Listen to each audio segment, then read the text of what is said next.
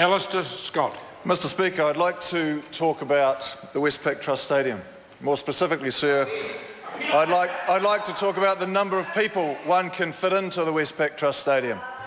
More specifically, sir, I'd like to talk about the number of people we can fit into 3 Westpac Trust stadiums, sir.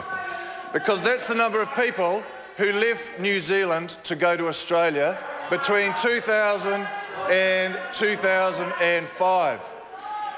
Sir, they've done that because they chose to leave this country because of the situation that they found themselves in, the government that they were having to deal with. Sir, the trend has been changed. Today there are not 3 stadium loads of people, or 2 or even 1, sir. In fact, people are arriving. People are voting with their feet and returning from Australia to choose to live in this country. And why is that, sir? Because things are on the up. Things are going well. We know the economy is performing at a rate of close to 4%, 72,000 jobs being created in the last 12 months. That's why people are coming back, sir.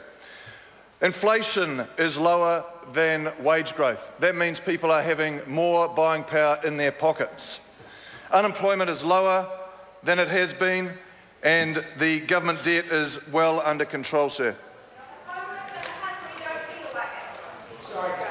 Now, the way we've got there, sir, is because this government has invested in infrastructure.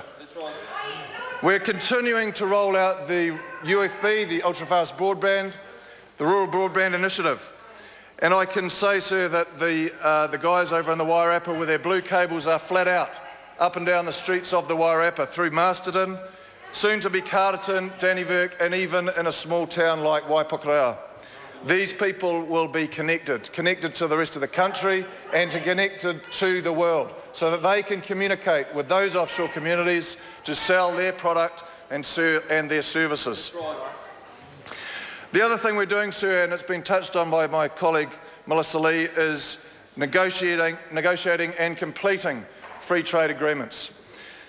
The Korean free trade agreement, sir, is not just about the 80 million tariff here or the $65 million worth of savings there.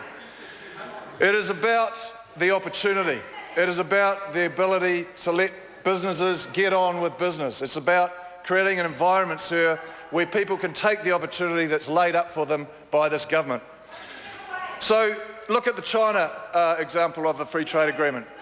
Multiplying the number of volume and value of exports, not just dairy, but forestry, fisheries, wine, across to China. And that's what we're going to be doing into Korea, sir. So it's not just about $10 million worth or $43 million worth of kiwi fruit. It's the opportunity to enable them to double, triple, quadruple their value. And I know the kiwi fruit industry are well set up to take advantage of that opportunity, because it's about creating demand. It's about creating demand for our primary products. That's what we're about, and we can only feed 40-odd million people, sir. So we need to make sure that the food that we are supplying to those people is safe, has the technology associated with it, so that it is traceable. That is why Chinese and Korean people are paying top dollar for our products. The opportunity is there for all. This, sir, this infrastructure growth continues to contribute to the positive growth in my electorate. South Wairarapa district is one of the fastest growing districts in the country. That's because this government is building roads and infrastructure to enable people to get on. We in the Wairarapa, I encourage more people to join us in the Wairarapa with those people who see the benefits of the Wairarapa. The people, the climate, the commutable distance that we have from Wellington, sir.